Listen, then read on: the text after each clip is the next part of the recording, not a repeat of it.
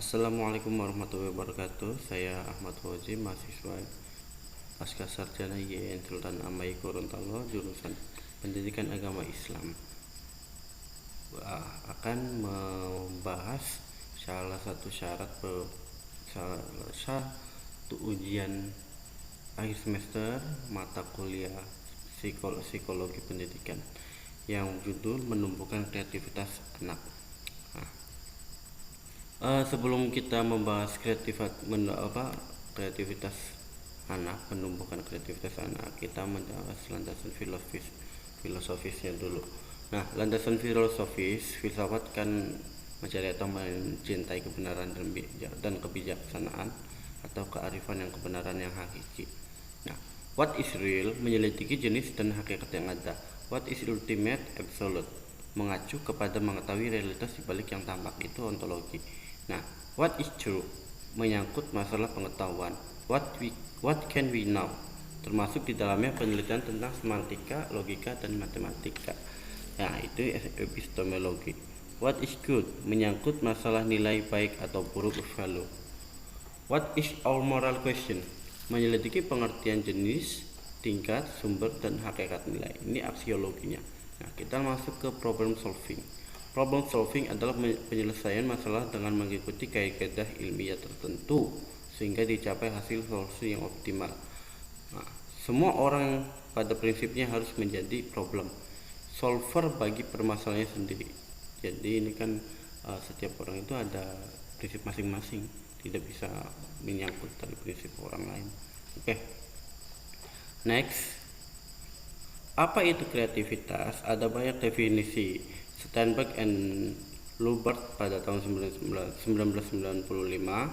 menyatakan bahwa kreativitas adalah menginventasikan kecakapan dan ikhtiar individu ke dalam gagasan yang baru dan berkualitas tinggi. Nah, Howard Gardner 1998. Kreativitas adalah kecakapan individu dan memecahkan masalah, menghasilkan produk dan mengajukan serangkaian pertanyaan baru dan unik yang berbeda dari yang pernah diajukan orang lain. Kreativitas adalah kecakapan menangani masalah-masalah baru yang ditunjukkan lewat mengamati kejadian-kejadian bermasalah yang belum terpikirkan oleh orang lain. Jadi kreativitas itu ibarat ya ide yang ada pada yang sebelumnya tidak ada, dia bisa mengeluarkan ada. Ya contohnya kayak ide ilmuwan ya penemu. Rata-rata kan ilmuwan itu emang dari kebanyakan nih yang saya baca, ilmuwan itu untuk nilai akademik itu kurang, tapi ketika memecahkan masalah itu dia bisa. Contohnya penemu pesawat, setahu saya penemu pesawat itu Werner bersaudara ya, dia adalah seorang bengkel sepeda, montir sepeda ya, mempunyai montir sepeda. Bayangkan seorang montir sepeda bisa memecahkan masalah tentang kendaraan yang bisa terbang. Kemudian Thomas Alva Edison. Thomas Alva Edison itu di kelas itu nggak bagus nilainya, ternyata dia bisa memecahkan masalah kegelapan. Oke, lanjut ke Torrance 1992. Kreativitas adalah proses menciptakan ide atau gagasan, hipotesis, serta mengkomunikasikan hasilnya. Nah, ini 3 definisi kreativitas dari Robert Harris 1998. Definisi pertama, kreativitas adalah kemampuan yang membayangkan atau menemukan sesuatu yang baru. Jadi kayak ada hal yang baru lah, ide-ide yang baru, kreativitas. Makanya kan di sini saya kenapa anak hiperaktif itu nilai akademik dan nilai non akademik itu jauh berbeda. Karena anak hiperaktif dia pengennya mempraktekkan. Nah, makanya bagus untuk nilai non akademik. Oke. Berupa kemampuan untuk membangun ide-ide baru dengan cara mengkombinasikan, mengubah atau menerapkan kembali ide-ide yang sudah ada. Itu kan artinya dikombinasikan ide yang ada, dia terapkan. Pada dasarnya semua orang secara substansial memiliki kemampuan kreativitas sejak lahir. Ini dibuktikan dengan daya kreativitas yang terdapat pada semua kanak-kanak. Pada orang dewasa, kreativitas seringkali tertekan oleh pendidikan standar yang diperoleh. tetapi sebenarnya kemampuan ini tetap ada dan bisa dibangunkan kembali. Lanjutnya, definisi kedua, kreativitas adalah sikap mampu menerima perubahan dan pembaruan, sudi atau mau untuk bermain dengan ide-ide dan kemungkinan-kemungkinan, fleksibilitas dalam cara memandang, kebiasaan menikmati hal-hal yang baik sambil mencari jalan untuk memperbaiki hal tersebut. Contoh, di Jepang, tomat dibentuk sejak masih menempel di pohonnya, menjadi menyerupai apel, jeruk, dan bahkan berbentuk kotak, hati, jantung, dan lain-lain. Tujuannya adalah agar konsumen tertarik. Nah, ini kreativitas nih. Banyak kita nggak pernah berpikir tomat itu bentuknya jadi hati, jadi apel. Kita hanya berpikir tomat itu bisa makan dan harganya murah. Itu di Indonesia kan. Iya. Nah, Jepang bisa kreativitasnya, artinya teknologinya lebih bagus. Contoh nih, kreativitas di Jepang dan Indonesia perbedaannya kayak buang sampah ya. Ini ibarat itu kreativitas Jepang dan Indonesia jauh, antara mungkin Gunung Himalaya dengan Gunung Semeru, lebih ini ya. Artinya Gunung Everest dengan Semeru itu jauh, tingginya juga jauh. Artinya Jepang itu banyak kreativitas. Di Indonesia untuk kesadaran membuang sampah sendiri aja sulit. Tapi di Jepang bukan hanya kesadaran buang sampahnya, bahkan Jepang sudah bisa memisahkan antara sampah organik dan non organik, serta satu lagi sampah jenis kaca. Nah, ini kan Jepang udah bisa memisahkan mana cara buang sampahnya. Bukan membuang sampah pada tempatnya lagi, tapi memisahkan apa yang dia buang, sampahnya taruh di mana. Nah, bermanfaat enggak ini sampahnya? Kalau kita buangnya salah, kita itu akan menjelakakan orang lain, artinya menjelakakan ya mungkin petugas ya. Ini di Indonesia untuk disiplin buang sampah aja masih kurang. Jangankan maksudnya memisahkan sampah di tempat yang berbeda, di masing-masing posisinya ya, organik, non organik, dan kaca kerang sampah jenis kaca. Untuk buang sampah pada tempatnya aja nggak bisa. Buang sampah masih pada di pot ya, masih kurang kesadarannya masih kurang. Bagaimana ya kita akan menyaingi kreativitas kita dengan Jepang? Makanya sejak usia anak-anak itu dikasihlah ide-ide kreativitas. Nah, oke. Definisi 3, kreativitas adalah sebuah proses. Orang yang kreatif adalah pekerja keras dan secara kontinu memperbaiki ide-ide dan solusi-solusi dengan membuat perubahan-perubahan gradual dan perbaikan pekerjaan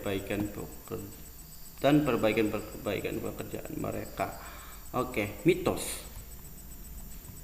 Maaf ya. Mitos, proses kreatif haruslah sesuatu yang sedemikian menakjubkan sehingga dalam sekejap bisa menghasilkan sebuah benda hebat. Yang lebih realistis, untuk memanfaatkan suatu penemuan baru hasil dari berpikir kreatif masih diberlakukan perbaikan secara gradual. Sumber pembangkit kreativitas menurut Hetherington dan Parky ya, 1998. Ilmu pengetahuan, intelijensi, gaya berpikir, maaf ya saya orangnya sering belibet emang, thinking style, karakteristik kepribadian tertentu, motivasi, dan lingkungan yang mendukung. Artinya ini harus semuanya memenuhi. Ilmu pengetahuan juga harus ada, orang kreatif itu pengetahuannya juga harus ada, intelijensinya juga bagus, gaya berpikirnya juga cemerlang. Nah, karakteristik kepribadian tertentu, motivasi itu ada ya. Jangan sampai kita mau membangun sesuatu tidak ada motivasi, biasanya kerjanya leha-lehe. Nah, lingkungan juga harus mendukung. Maaf ya belum selesai ini. Dalam problem solving, motivasi terkuat yang bisa menjadi sumber pembangkit kreatif adalah faktor masalah. Tingkat intelijensi sayangnya tidak selalu berkaitan langsung dengan kemampuan berinovasi dan berkreasi. Fakta, orang jenius cenderung tidak kreatif. Iya, banyak kan orang-orang ini ya, maksudnya jenius di kelas, orang ranking di kelas kadang tidak kreatif.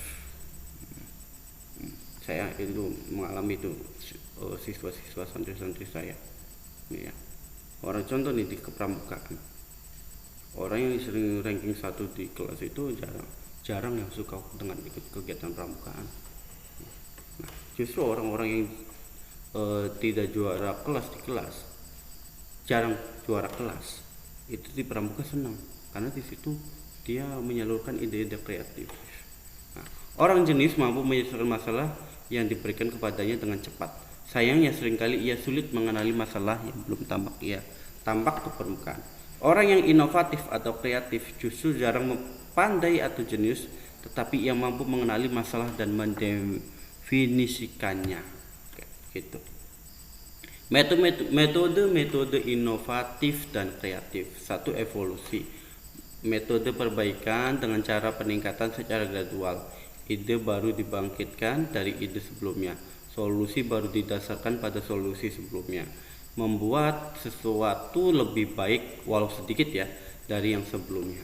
Kebanyakan benda sistem metode yang ada saat ini dibangun dengan metode evolusi dalam waktu yang panjang. Hasil evolusi bisa saja sangat berbeda dari asal usulnya. Contoh, mobil, pesawat terbang, kereta api, komputer, dan sebagainya berikutnya. Nah, ini kan asal usulnya sebelumnya belum ada. Nah, iya kan? Contoh-contoh inovasi di dunia industri. Nah, Baron von Dres 1817 dia berjalan menggunakan mesin. Artinya ini kalau kita amati gambarnya, maaf ya, ini kalau kita amati gambarnya, dia ini sepeda tidak ada pedalnya, dia hanya berjalan. Nah, berjalan dengan mesin artinya dia pengen lebih cepat. Dia menggerakkan rodanya itu dengan kaki tapi tanpa pedal. Nah, itu ngerti maksudnya. The velocipede or bonus car. Nah, ini kan rodanya maksudnya lebih besar di depan, kemudian pedalnya untuk ini ya, setir rodanya ada di depan. Oke. Nah, kemudian the high wheel bicycle. Roda di depan itu lebih besar. Tahun 1870. Ini evolusi dari kreativitas sepeda. Nah, jadilah seperti ini pada tahun 1890 ban mati. Artinya bannya belum ini ya, maksudnya ban mati itu belum ada pompa, belum ada isi angin lah. Nah, kemudian 1898 barulah ada ban pompa, ban isi angin. Nah, contoh inovasi di industri mobil masa kini itu awalnya dari sepeda loh, terus ke mesin motor. Nah, ini juga ya kesini sampai bentuk seperti itu. 2. Sintesis. 2 atau lebih ide yang ada digabungkan ke dalam satu ide baru yang lain. Contoh, menggabungkan ide sebuah radio dengan ide teletext memberikan ide baru sebuah radio text. Nah, radio text sudah ada nih. Nah, maksudnya dari radio suara. Nah, kemudian ada ide baru radio text. Menggabungkan ide telepon dan ide komputer memberikan ide baru namanya smartphone dan PDE. Menggabungkan ide perdagangan dan internet memberikan ide baru namanya e-business, e-commerce, nah e-banking, e-payment dan lain-lain. Mungkin kalau sekarang ada GoPay, ya kan, OVO, itu lebih enak lagi. Shopee ada itu ini ya, Shopee dengan bayar apa ya namanya, e-Shopee kalau nggak salah. Pokoknya, nah itulah sama kayak GoPay, OVO, Iflik apa lupa itu nama-nama gitu, pokoknya banyak lah.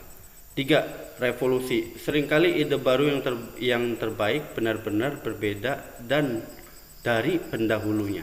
Maaf ya, seringkali ide baru yang terbaik itu benar-benar berbeda dari pendahulunya. Artinya perkembangannya itu ya pesat lah.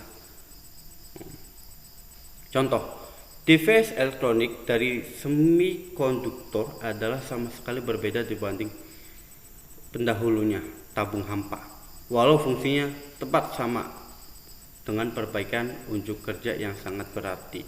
Nah, layar LCD dari bahan kristal cair menggantikan layar tabung hampa sehingga mengubah tampilan dan dimensi pesawat TV serta monitor komputer menjadi jauh lebih tipis dan ringan. Bahkan sekarang udah pad itu udah lebih ringan lagi, udah bisa bawa kemana-mana. Notebook. Sikap negatif yang menghalangi kreativitas. Nah, ada masalah nih, pasti. Reaksi dari timbulnya sebuah masalah seringkali merupakan masalah yang lebih besar dari masalah itu sendiri. Definisi masalah. 1. Perbedaan antara apa yang dimiliki dengan apa yang diinginkan. 2. Pemahaman bahwa sesuatu yang lebih baik dibanding keadaan yang saat ini. 3. Sebuah kesempatan untuk berbuat yang lebih baik dari yang telah dikerjakan. A problem is an opportunity. A problem is an opportunity. Sebuah masalah adalah sebuah kesempatan. Orang yang berhasil atau sukses seringkali merupakan pencari dan penemu masalah yang baik, yang menjadikan masalah sebagai tantangan dan kesempatan untuk memperbaikinya. Right. 2. Skeptis. Sikap ini sama saja dengan menyerah sebelum berperang, karena menempatkan masalah pada tempat yang muskil itu ya ini ya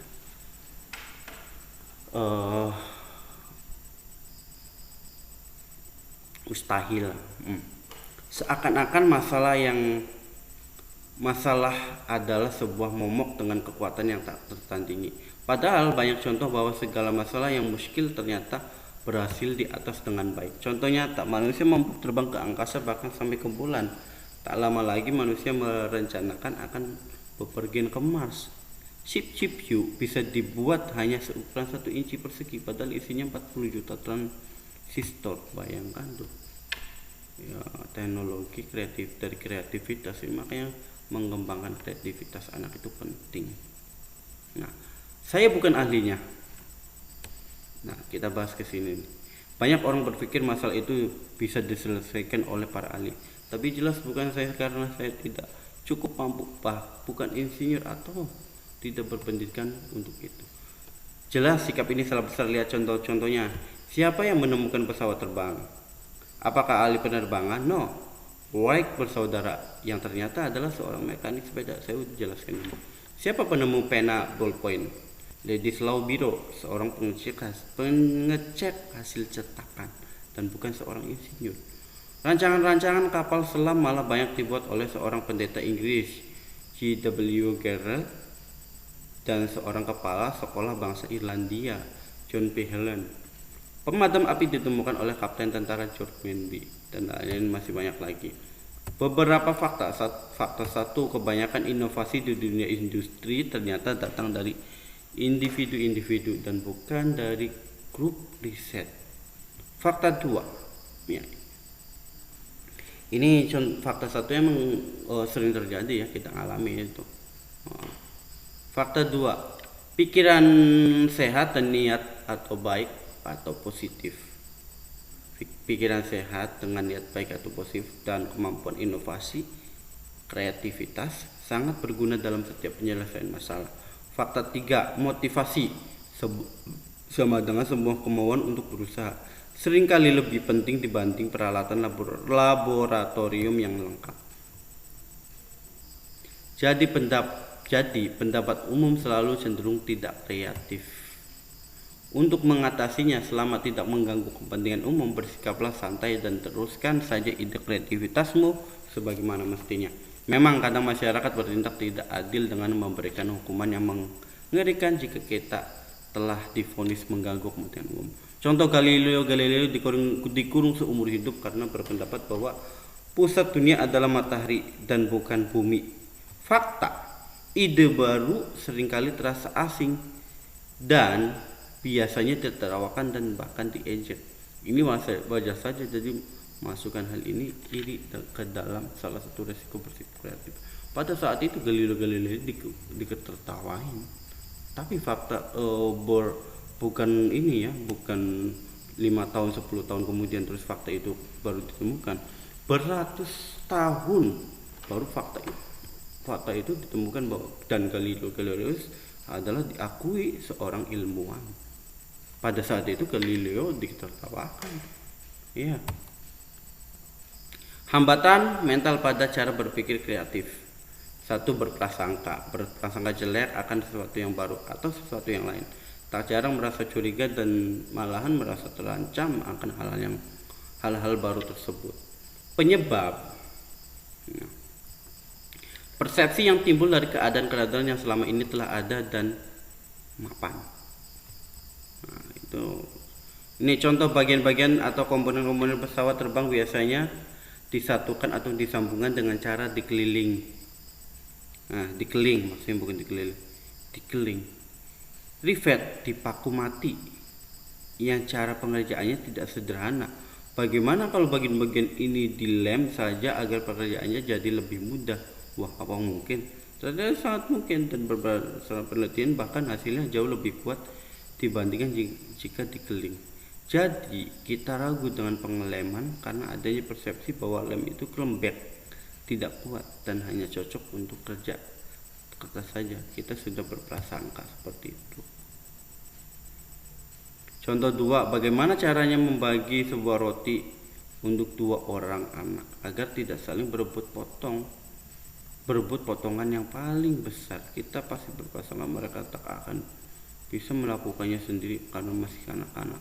Padahal ada cara yang hampir selalu berhasil ini.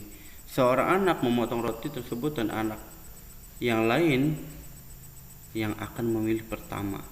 Hasilnya mereka sama-sama puas. Itulah cara anak-anak untuk bertindak adil. Gitu. Kita ngalamin itu. 2. Fiksasi fungsional. Seringkali kita akan melihat fungsi atau benda objek yang hanya dari namanya saja dan bukan fungsinya. Misalnya tongkat pengepel lantai tentu hanya berfungsi untuk mengepel lantai. Tidak berpikir bahwa benda itu bisa juga untuk membersihkan langit-langit, mencuci mobil dan bagian-bagian yang lain. Itu sering kita temukan ya. Contoh sebuah penggorengan, wajan lah Jawanya. Selain untuk menggoreng juga bisa digunakan untuk merebus, menanak nasi, mengetim, bahkan memanggang. Sebaliknya panci untuk merebus juga bisa, untuk menggoreng juga bisa. Banyak itu tukang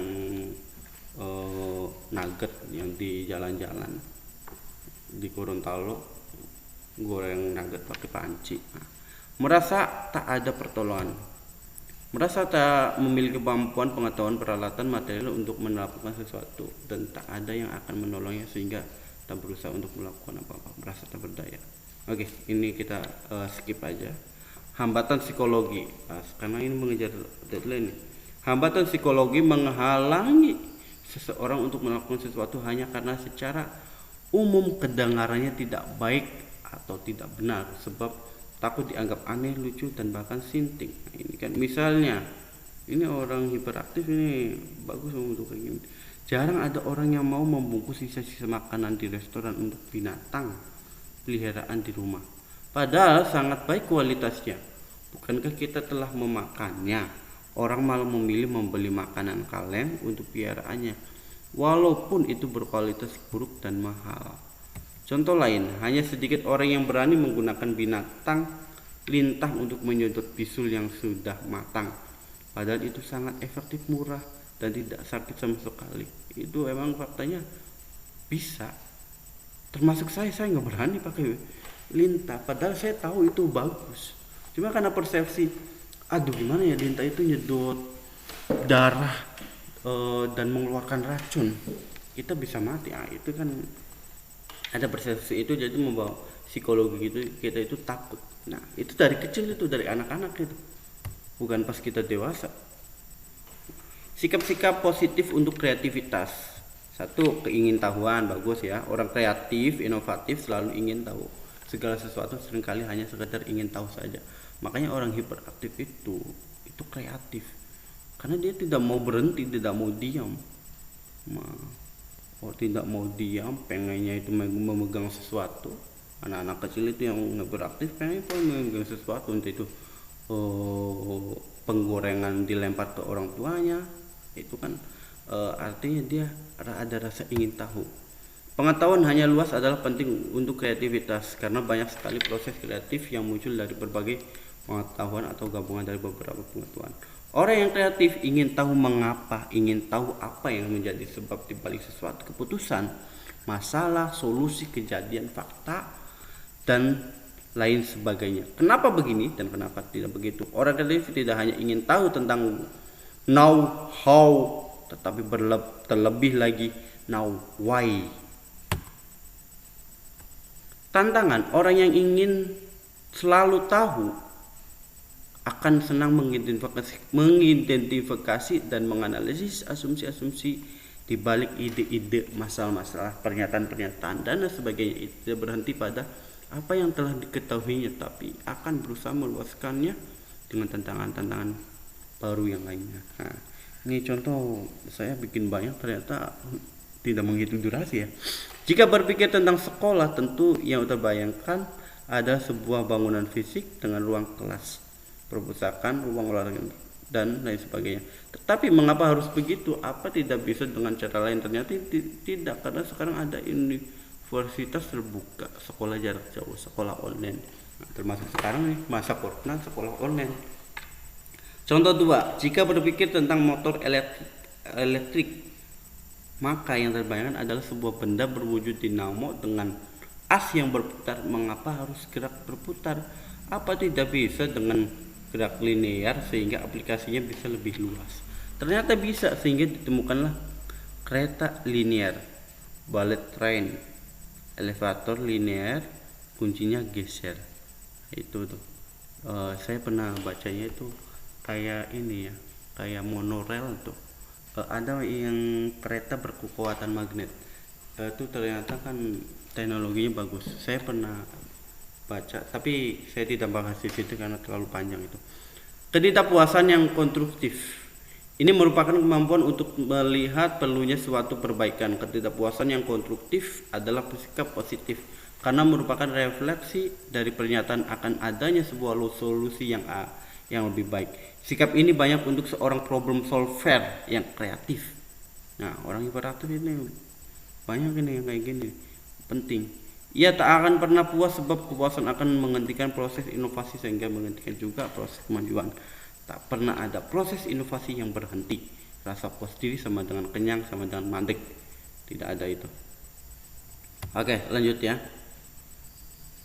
Baik, terima kasih atas inovasi dan kreativitas. Mudah-mudahan anak-anak kita ya Allah diberi kreativitas